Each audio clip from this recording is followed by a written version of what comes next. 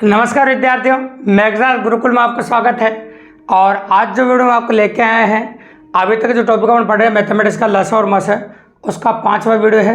जैसे हम लसा और मस दोनों पर आधारित प्रश्नों के बारे में डिटेल में कंसल्ट करने वाले हैं। मतलब आज की वीडियो में लसा भी काम आएगा, साथ में मस भी काम आएगा। आजकल के एग्जामों की बढ़ती हुई डिमांड के अनुसार दोनों के कॉम्बिनेशन पर एग्जाम में काफ़ी अच्छे क्वेश्चन पूछ जाते हैं, है ना। और हमको वही तरीका बताना है जो सिर्फ आपको यूज करना है। ऐसे दूसरी वीडियो बनाने वाले की तरह नहीं कि जो एक तरीका आपको यूज नहीं करना उसको बताते रहे पहले 15-20 मिनट, फिर आपको ये बताना है कि आप ये करना है। तो इसमें टाइम वेस्ट होता है बच्चों का, तो टाइम भी जाता है और काफ़ी टाइम बर्बाद हो जाता है। इसलिए अपन बात करेंगे हम आपके सामने लसा और मस दोनों पर आधारित प्रश्नों के बारे में। और आज बात करेंगे अपन भिन्नों का लसा तथा भिन्नों का मस। तो भिन्नों का लसा कैसे निकालते हैं, भिन्नों का मस कैसे निकालते हैं, तो इसके बारे में बात करेंगे हम आपके सामने। जो आपको करना है उसी के बारे में बात करेंगे। तो हम बात करेंगे आपके सामने भिन्नों का लस है और भिन्नों का मस है। तो पहले अपन बात करेंगे आपके सामने भिन्नों का लस। ठीक, कोई दिक्कत नहीं। अब भिन्नों का जो लस है, आप जानते हैं जो भिन्न होती है, ऊपर वाला जो भाग होता है उसे हम अंश कहते हैं और नीचे वाला जो भाग होता है उसे हम आर कहते हैं। तो भिन्नों का लस जब निकालना हो आपको, अगर लस निकालना है तो ऊपर हमेशा लस लिखना। एक बात गांठ बांध लेना, अगर आपको लस निकालना है तो ऊपर आप लस लिखना। तो अपन कह सकते हैं अंशों का लस, अपन कह सकते हैं हंसों का लस। ठीक, कोई दिक्कत नहीं। और नीचे कह सकते हैं अपन जो नहीं आया वो दूसरा वाला आ जाएगा, उसका हारों का मस आपको निकालना पड़ेगा। ये होगा आपका हारों का मस। अगर भिन्नों का लस आपको निकालना हो तो अंशों का लस बटा हारों का मस आपका हो जाएगा, कोई दिक्कत की बात नहीं। इसके बाद अगर आपको भिन्नों का मस निकालना हो, जिसको निकालना है उसको तो हमेशा ऊपर ही लिखो ताकि आप भूल जाए, कन्फ्यूजन नहीं रहे। तो भिन्नों का मस से बात कर लेते हैं। ठीक है, यहाँ भी क्या है भिन्नों का लस, यहाँ भिन्नों का मस। अपन बात करेंगे यहाँ मस निकाल रहे हैं तो हो जाएगा आपको अंशों का मस और नीचे हो जाएगा आपका हारों का लस, हारों का लस। ये हो जाएगा आपका अंशों का मस है और ये हो जाएगा आपका हारों का लस है। तो इस प्रकार से लिखा जाए भिन्नों का मस हो जाएगा अंशों का मस बटा हारों का लस। ठीक है, कोई दिक्कत नहीं, बिल्कुल नॉर्मली। अब अपन बात कर सकते हैं आपके सामने क्वेश्चंस की। तो किस प्रकार के क्वेश्चन एग्जाम में देखने को मिलेंगे उनके बारे में चर्चा करेंगे। तो चलो पहला क्वेश्चन लेता हूँ। सबसे पहले लस निकालते हैं, फिर मस निकालते हैं और दशमलव वाली संख्याओं को निकालेंगे, फिर साधारण भिन्नों को निकाल लेते हैं। तो मैंने लिखा आपके सामने 4/5, ये लिखा 8/3, 16/5 यानी कह सकते हैं अपन, और 12/3 भी कह सकते हैं, 5 कह दो। ये इस प्रकार से कह दिया। अरे ये 4 भिन्न आपको दे रखी और 4 भिन्न देकर आपसे पूछा कि दी गई भिन्नों का लस ज्ञात कीजिए।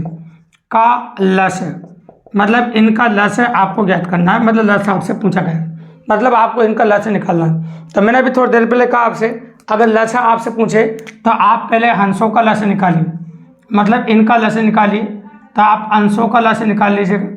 फिर नीचे निकालना है हारों का मस। ये जो हार दे रखे हैं इनका मस आपको निकालना पड़ेगा। जो हार आपको दे रखे हैं इनका मस आप निकालेंगे, हारों का मस आप निकालेंगे, जिसमें आपका आंसर हो जाएगा बिल्कुल सिंपली और काफ़ी इजीली आंसर कर सकते हैं आप, कोई बड़ी बात नहीं। तो चलो करना शुरू करते हैं अपन। तो इनका लस निकाले 4, 8, 16 और 12। लस क्या होता है आप अच्छी तरह जानते हैं कि वह छोटी से छोटी संख्या जिसमें दी गई संख्याओं का भाग पूरी बार चला जाए। तो आप जानते हैं 4 का भाग भी जाना चाहिए, उसमें 8 का भाग भी जाना चाहिए और 16 का भाग भी जाना चाहिए और 12 का भाग भी जाना चाहिए। ऐसी संख्या अगर आप बात करोगे, आप जैसे अपन बात करें, जैसे यहाँ 16 है तो 16 में तो आपका 8 का भाग चला जाएगा, 4 का चल जाएगा, लेकिन 12 का नहीं जाएगा, है ना। 16 से बड़ी देखो आप 24, तो 24 में 12 का भी चल जाएगा, 16 का नहीं जाएगा, 8 का चल जाएगा। तो और बड़ी सोचो 48 सोच सकते हैं, है ना भाई। 24 में नहीं जा रहा तो फिर 48 सोचिए। अब 48 में 4 का भी चल जाएगा, 8 का भी 8 का भी चल जाएगा, 12 का भी चल जाएगा और 16 का भी चल जाएगा। तो 48 में सबका चल जाएगा। अतः हम कह सकते हैं इनका जो लस है वो 48 हो जाएगा, मतलब लस होता 48 हो जाएगा। अब मस का मतलब होता है उभयनिष्ठ मान ही मस कहलाता है, जो कॉमन मान हो मस कहलाता है। तो 5, 3 और 5 और 5 इनमें जो कॉमन आएगा वो 1 आ जाएगा आपका। अतः कह सकते हैं इनका जो आपका जो लस आया वो निकल के आ गया आपका 48।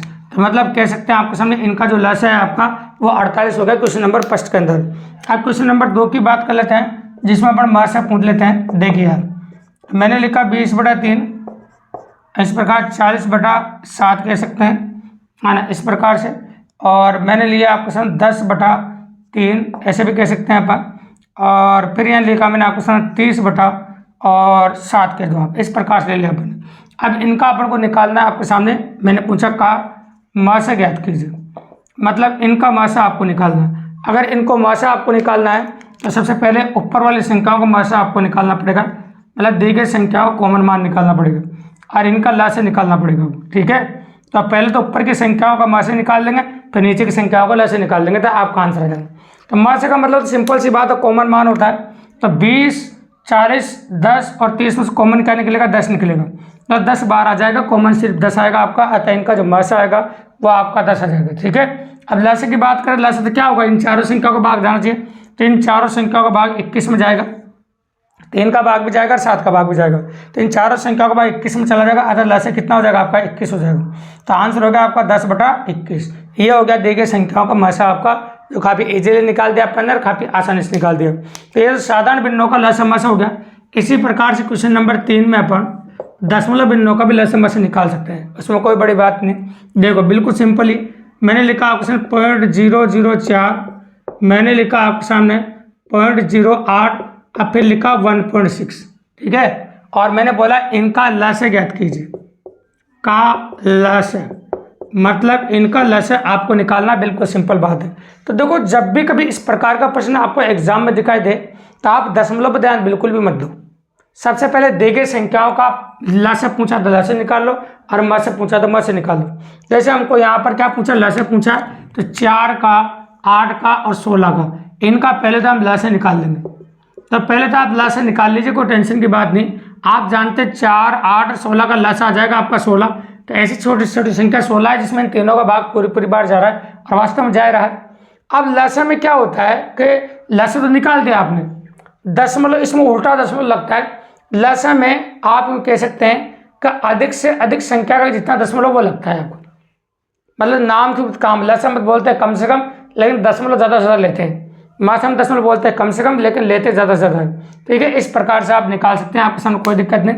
क्योंकि लसा निकाल अगर आप भाग भी लगाते नीचे 1000, फिर 100 आता, फिर 10 आता, नीचे वाली संख्या क्या निकालना पड़ता है आपको बताइए? आपका ऊपर तो आपको लसा निकाल दिया आपने। इस प्रकार से अगर ऐसे भी नहीं करना चाहो तो आप भाग भी लगा सकते हैं कैलकुलेट करने के लिए। जैसे मैं कहूँ आपके सामने 4/1000 लिख दिया मैंने, ऐसे भी लिख दो पॉइंट हटा के, 8/100 भी लिखते हो, और डायरेक्ट भी बता 16/10 भी लिखते हैं। अब मैंने बोला था ना आपको लसा निकालने के लिए ऊपर दी गई संख्या को लसा निकाले, तो लसा आ गया आपका 16। अब नीचे संख्या का मासा आपको निकालना पड़ेगा। क्या निकालना पड़ेगा? मासा।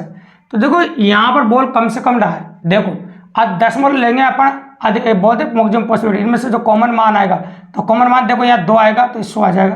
तो कॉमन मान क्या आएगा आपका? ऊपर तो अपन लसा निकाल लिया 4, 8 और 16 का, तो 4, 8, 16 का लसा कितना आ गया आपको बताइए? लसा पूछ रहा है, तो अपन ने निकाल दिया, आपके सामने 16 लसा आ गया। अब इनका निकालना पड़ेगा नीचे वालों का मासा। तो मासा क्या है? कॉमन मान 10 आएगा, तो 10 का भाग लगना, मतलब 0.1 संख्या करके लगेगा आपका, मतलब आंसर आएगा 1.6। तो अपन ये कह सकते हैं आपके सामने लसा जो है आपका पॉसिबल अपन काफ़ी इजीली निकाल सकते हैं इस प्रकार से भाग लगा के। तो मैंने इनका पूछा था आपके सामने लसा, तो 3 संख्या का दशमलव था, 3 जीरो लग गई, 2 संख्या दशमलव 2 जीरो लग गई, और 1 संख्या दशमलव था 1 जीरो लग गई, इस प्रकार से। अब नीचे वाली संख्याओं का तो म से निकालना, ऊपर वाले का लसा अपन निकाल ही चुके हैं, ठीक है। तो म से कितना आएगा? कॉमन मान क्या होता है आपको बताइए? म से जो आएगा आपका वो आ जाएगा आपका 10, तो 10 का भाग जब इसमें लगेगा तो ये आ जाएगा आपका आंसर 1.6। कोई दिक्कत नहीं, बिल्कुल नॉर्मली। तो लसा में कम से कम दशमलव लेते हैं, तब हमने कम से कम दशमलव ले ली। इस प्रकार से पॉसिबल आपका इजीली हो गया। अब आ जाते हैं क्वेश्चन नंबर 4 पे। क्वेश्चन नंबर 4 को हम डायरेक्ट भी कर सकते हैं, जैसे मैंने लिखा 0.002, 0.08, और आप कह सकते हैं आपका समय 3.2 का मासा ज्ञात कीजिए। तो मासा का मतलब होता है भाई कॉमन मान। तो पहले आपको कॉमन मान निकालना पड़ेगा। क्या निकालना पड़ेगा? कॉमन मान। अब कॉमन मान जब निकालेंगे आप, पॉसिबल बात है, जब हम कॉमन मान निकालेंगे आपके सामने, देखो तो कॉमन मान क्या होगा बताओ? आपका 2, 8 और 32 में कॉमन आएगा आपका 2, तो कॉमन था आपका 2 आ जाएगा, कोई दिक्कत की बात नहीं, बिल्कुल नॉर्मली। अब आप देखेंगे नीचे ऊपर का तो आपने म से निकाल दिया, नीचे वाला का ल से निकालेंगे, तो नीचे सबसे अधिक क्या आएगा आपका? 1000 आएगा, तो मैक्सिमम आएगा 1000, मतलब 3 संख्या का दशमलव लगेगा, 2 जीरो, इस प्रकार से। तो 0.002 आपका आंसर आ जाएगा, ठीक है। तो कुल मिलाकर अगर आप डायरेक्टली करना चाहते हो तो माँ से अगर पूछे तो अधिक से अधिक दशमलव देखो कितने आ गए, 3 के आगे 3 के आगे दशमलव लगा दो माँ से निकाल के। अल्लाह से पूछे आपसे तो कम से कम दशमलव कितनी संख्या आ गए वो देख लीजिए, जिसमें वो लगा दीजिए, आपका आंसर हो जाएगा। इस प्रकार से आप क्वेश्चन कर सकते हैं और काफ़ी इजीली अप्रोच हो जाएगा आपका, क्योंकि भाग लगाने के हिसाब से होता है। सिंपली बात है, इस प्रकार से अपन कर सकते हैं आपके संग, ठीक है, कोई दिक्कत नहीं, बिल्कुल नॉर्मली। अब एक रहते हैं लैंग्वेज बेस्ड क्वेश्चन, काफ़ी मज़ेदार क्वेश्चन, इसमें लैंग्वेज होती है।